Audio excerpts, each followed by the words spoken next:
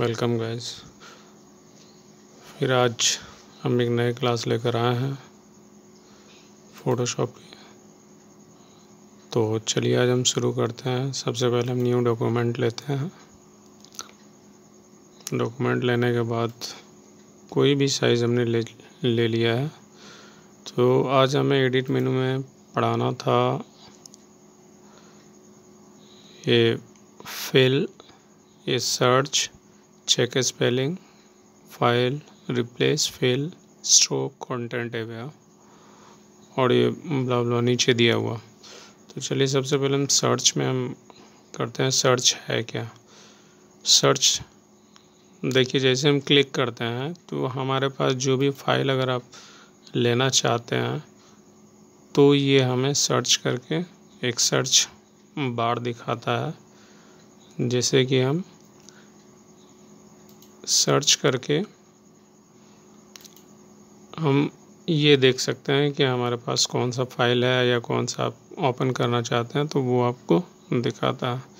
तो all document दिखाते हैं इसमें फ़ोटोशॉप। ये अगर आप सिर्फ फ़ोटोशॉप का चाहिए तो अगर आप चाहते हैं कि हाँ जिस नाम से ये फाइल सेव है अब उस नाम से आप सेलेक्ट करके ओपन कर सकते हैं।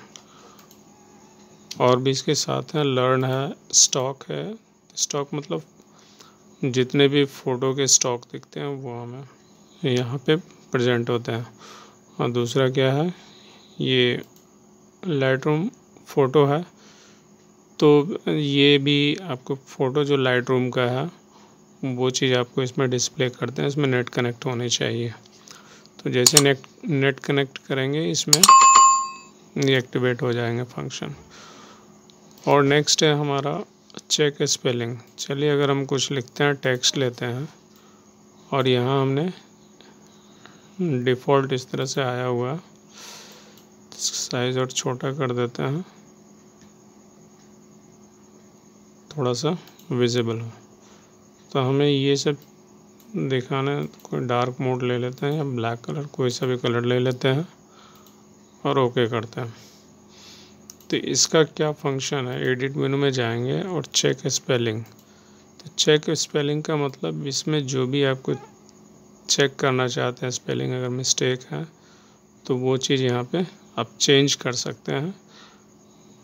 सपोज़ हमें ये चेंज टू लॉरम इप्सम, तो हमें चेंज करना है। सपोज इसके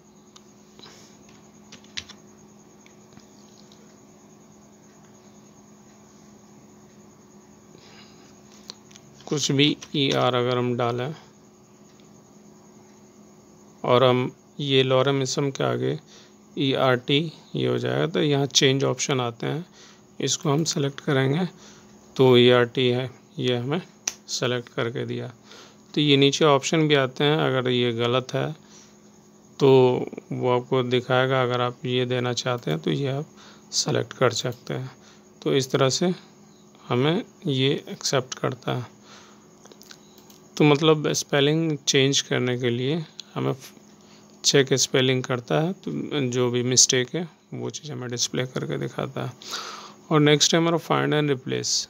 फाइंड एंड रिप्लेस जैसे हम क्लिक करते हैं, सपोज़ हमें इसमें से कोई वर्ड फाइंड करना है, तो सबसे पहले हम सेलेक्ट करते हैं इनको टेक्स्ट। चलिए मैंने ये सेलेक्ट कर लिया और इसको find and replace dialog box पे क्लिक करते हैं। फाइंड व्हाट ये हम दिखा रहे हैं, तो हमें AMET है,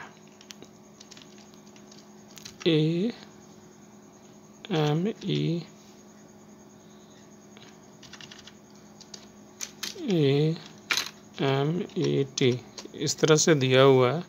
तो चेंज टू हमको BDF करके अगर हम करेंगे तो AMET को वो चेंज कर देगा।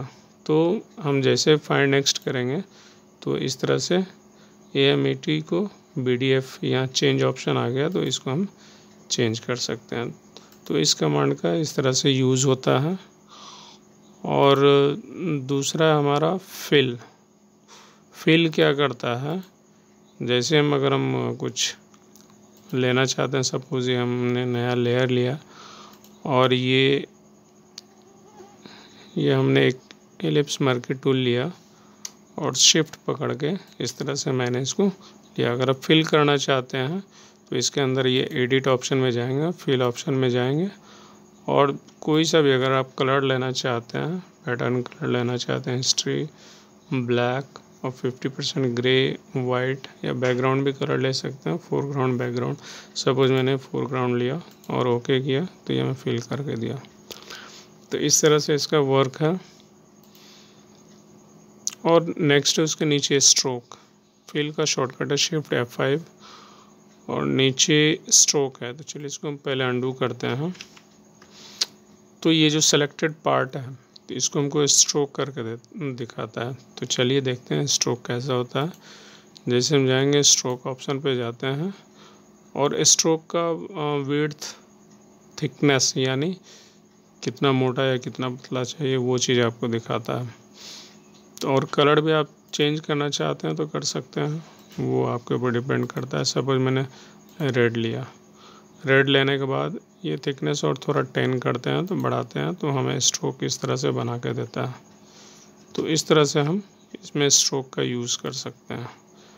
नेक्स्ट है हम ये कंटेंट अवेयर फिल। तो इसको हम जैसे क्लिक करेंगे तो हमें एक ऑप्शन देता है। तो ये उस वक्त काम करेगा अगर कोई हम इमेज लेते हैं इसके बाद। चलिए हम कोई इमेज लेते हैं, प्लेस करते हैं और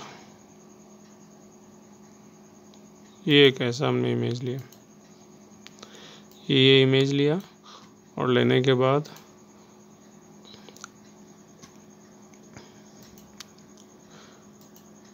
इसके ऊपर अगर हम अप्लाई करते हैं, सबसे पहले हम ये मर्की टूल हमने लिया तो जैसे एडिट पे जाएंगे तो ये हमें हाईलाइट नहीं कर रहा है। क्यों?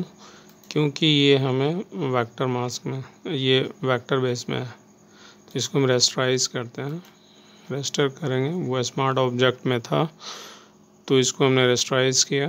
अभी हमें ऑप्शन इजीली दिखा सकता है। तो जैसे हमने किया तो ये कंटेंट अवेयर फिल आ गया।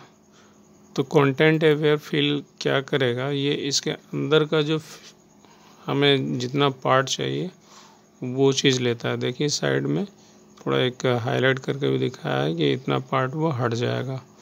तो यहाँ एक ऑप्शन भी है आउटपुट, मतलब हमें नया लेयर में वो एडजस्ट करके दिखाएगा, कट करके दिखाएगा।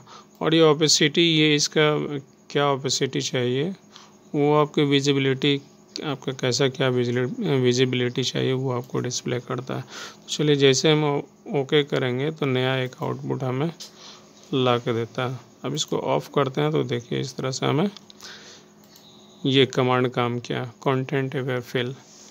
और नेक्स्ट है हमारा कंटेंट अवेयर स्केल। अब कंटेंट अवेयर स्केल हम जैसे क्लिक करेंगे इसको स्केलिंग करता है। तो कंटेंट अवेयर स्केलिंग का क्या वर्क है, ये हमें इमेज को ख़राब नहीं होने देता है। मतलब हम जिस साइज़ में लेना चाहेंगे उस साइज़ में हम ले सकते हैं। तो इस तरह से हम कंटेंट अवेयर फिल का यूज़ कर सकते हैं। तो इस तरह से हमें एक नया लेयर दे दिया। वो स्ट्रेचिंग इसमें नहीं होने देते हैं। तो चलिए ये आपका हुआ कंटेंट अवेयर टू। और नेक्स्ट है हमारा ये कंटेंट अवेयर स्केल हो गया। इसका शॉर्टकट की है Alt+Shift+Ctrl+C। और नेक्स्ट हमारा है पपेट रैप। अब ये पपेट रैप क्या है, इसको हम पहले Ctrl+D करते हैं और ये इस इमेज पे जाते हैं या इस टेक्स्ट पे आते हैं और इसके ऊपर करेंगे तभी पता लगेगा कि ये क्या करता है। सबसे पहले टेक्स्ट को हम क्या करेंगे, रेस्टराइज करते हैं, तभी इस पे एक्टिवेट होगा। तो ये रास्टर हो गया। अब रास्टर हुआ तो फिर हमने इसके ऊपर हम अप्लाई करेंगे पपेट रैप। पपेट रैप देखिए ये बहुत सारे इसमें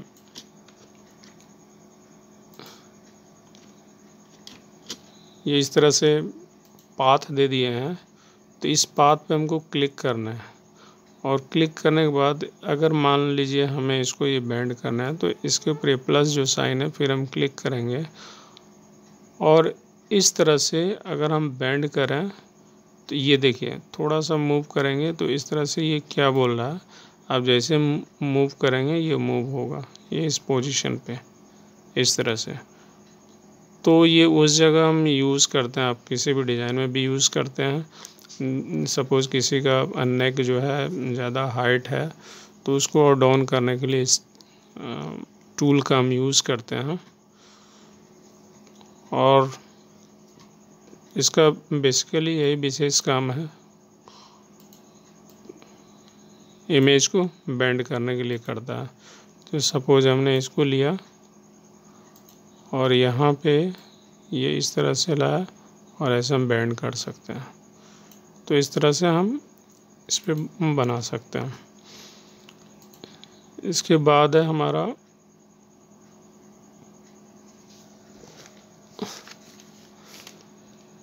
ये, फिर नेक्स्ट हमारा क्लास है ट्रांसफॉर्म। तो आप जानते हैं ये कंट्रोल टी सेलेक्ट करेंगे तो ये हमें ट्रांसफॉर्म करना है, जिस तरह से राउंड होगा उस तरह से घुमा सकते हैं। कंट्रोल टी ऑप्शन लेंगे और इस तरह से ये हमें transform tool, transform free transform हुआ।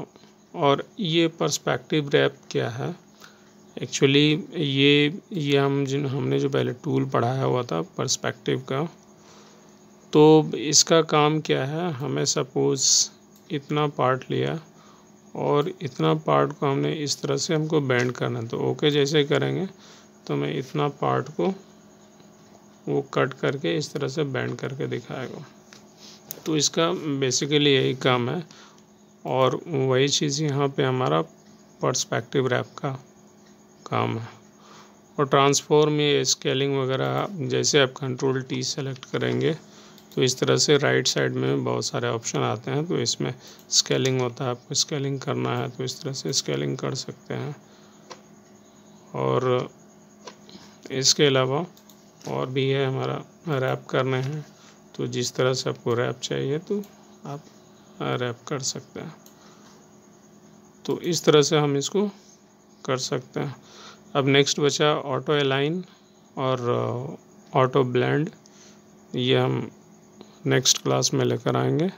तब तक के लिए गुड नाइट, टेक केयर।